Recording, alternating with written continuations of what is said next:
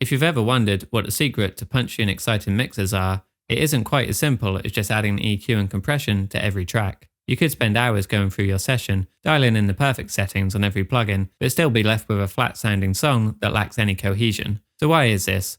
Well, I can tell you from experience that I've been in that exact same situation, and it took me a while to overcome. But one of my biggest realizations came when watching other professional engineers work and noticing how most of them work in broad strokes rather than zooming in on every tiny detail that ultimately won't make much difference to the overall mix. And one of the biggest broad strokes you can add to improve your mix is to start using parallel compression.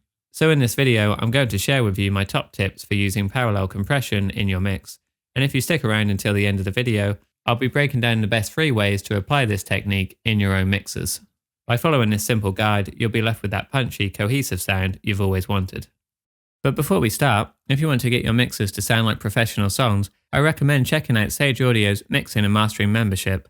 As a member, I have to say the experience is incredible. Just for signing up, you receive 10 pre-mastered songs per month, with your own dedicated mastering engineer, unlimited mixing feedback, and access to Sage Audio University for in-depth mixing and mastering courses, but more on that at the end of the video. Parallel compression, also known as New York compression or parallel processing, is a technique used in mixing to enhance the dynamic range of a signal while retaining its natural sound. Instead of applying compression directly to the main track, we create a parallel path where we heavily compress the signal and blend it back in with the original sound. So this could be done subtly to add depth and weight to a vocal track. This starts out at your house. This starts out at your house. Or more drastically, to add a layer of excitement to your drum sound.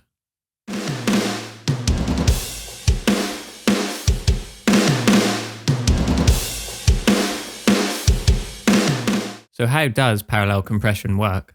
Think of it as a form of upward compression, which is achieved by mixing an unprocessed or dry signal with a heavily compressed version of the same signal. The term dry is mostly used to describe the unprocessed version of your track.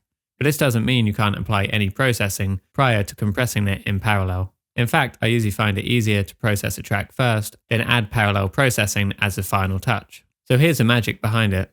By mixing the compressed and uncompressed signals, we get the best of both worlds. The compressed signal brings out the subtle details and adds punch and weight to the sound, while the dry signal maintains the natural dynamics and transients. Just take a listen to the sound of my raw drums here, before and after adding some parallel processing.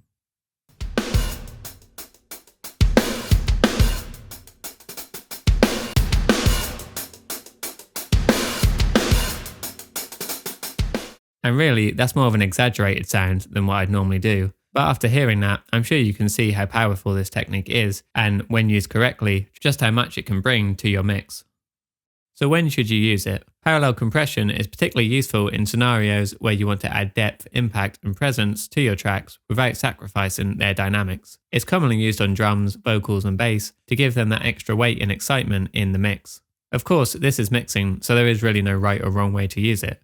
But generally speaking, I often find it most useful on the core elements of my mix. So for instance, if the drums are sounding flat and I want them to pop out more in the mix, this is where I would reach for some parallel processing to help enhance the drum sound while not undoing any of the processing I've already applied to my individual drum tracks. Drum tracks benefit greatly from parallel compression, especially for tightening up the sound and bringing out the nuances of each hit.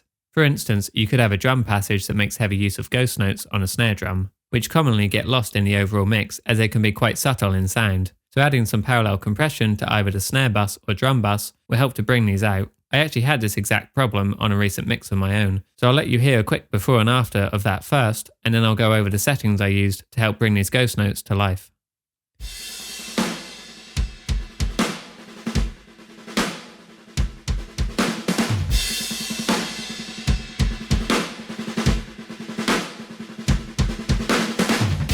One of my favourite compressors to use when processing in parallel is a distressor.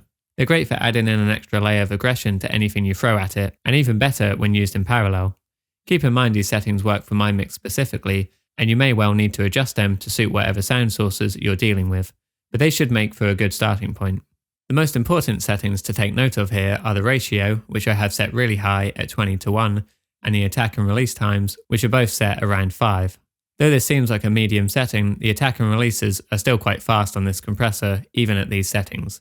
After this, you can simply increase the input button until you get a nice aggressive sound out of this compressor. Remember, we're only blending in a small amount of this underneath our dry signal, so there's no need to be subtle with this here. Once you're happy with the sound, I often like to do this in solo by the way, just so I can hear exactly what the compressor is doing to my parallel signal. You can adjust the level to taste. Do this either with the output button on the compressor or by bringing up your fader. Now you should be left with a much more exciting drum sound.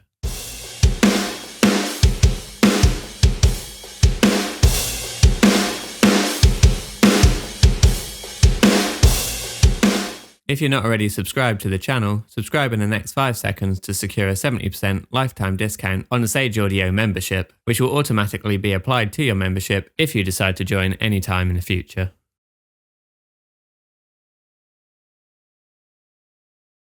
Now you know what parallel processing is, how it works, and scenarios in which you can most effectively use it, the final step is to learn how to actually set this up within your own mix. There's actually quite a few ways you can go about doing this, all getting you to the same endpoint.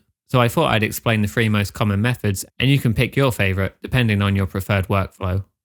The first common method would be to set up your parallel processing on a separate bus or auxiliary track. If you've never done this before, it's quite simple. All you need to do is create a blank track. You can name this whatever you like. I'm calling mine Parallel Distressor, and now you have somewhere to send a parallel signal to.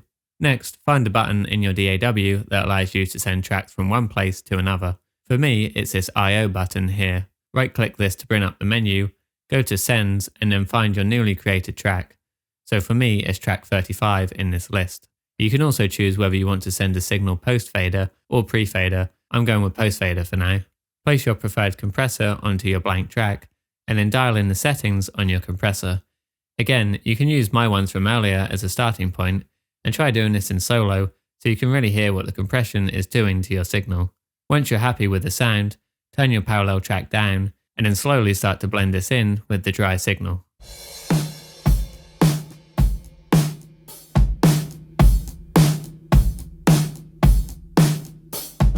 The second common method would be to duplicate your entire track and then apply a heavy amount of compression to this duplicate. I often find this method useful if I know I only want the one instance of parallel processing for a single purpose, whereas the first method is more useful if you want to send multiple sound sources to the same compressor. So for instance, say I want to add some parallel compression to this bass guitar. I can right-click the bass track, press duplicate, and now I have an exact copy of this bass track. All that's left to do now is to insert a compressor onto this duplicated track and dial in the settings. It's the same exact process as before, so apply the settings you want and then level this to taste.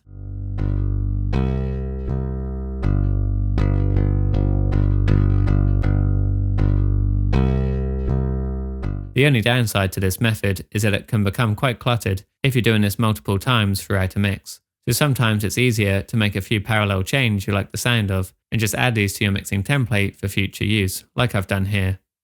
The third and final common method would be to use the inbuilt mix knob on your compressor, if it has one that is. This is probably the quickest method out of the 3, as there's really only one step to it. So it's the exact same process as before, but instead of creating a new track or making a duplicate of another track, you can just add the compressor straight to your audio source, dial in the settings, and then blend this with the mix knob. The only downside to this is that I feel it lacks a bit of extra control that you get from both methods 1 and 2. It can also get a little convoluted if you start adding further processing to this chain after the parallel compression, so having this one effect on a dedicated track can make things easier from a workflow point of view. Overall, parallel compression is a fantastic tool to add to your mixing arsenal, offering a unique way to shape and enhance your sound. Experiment with it, but always trust your ears and remember to use it tastefully throughout your mix. As I mentioned earlier, if you want to get your mixes to sound like professional songs, I encourage you to check out Sage Audio's Mixing and Mastering membership. As a member, I have to say the experience is incredible. Just for signing up, you receive 10 free mastered songs per month with your own dedicated mastering engineer, unlimited mixing feedback, and access to Sage Audio University mixing and mastering courses, which include start-to-finish walkthrough sessions for various genres and 35 multi-track sessions for hands-on practice. This platform is supported by their thriving community and tight-knit network of audio engineers. Every day, I see and hear great wins in the membership from both new and seasoned engineers, noticing a huge improvement in their mixes and masters after joining. Right now, you can join the membership with a 70% lifetime discount, bringing the cost down to just $15 per month. So join today and start creating mixes that sound like professional songs.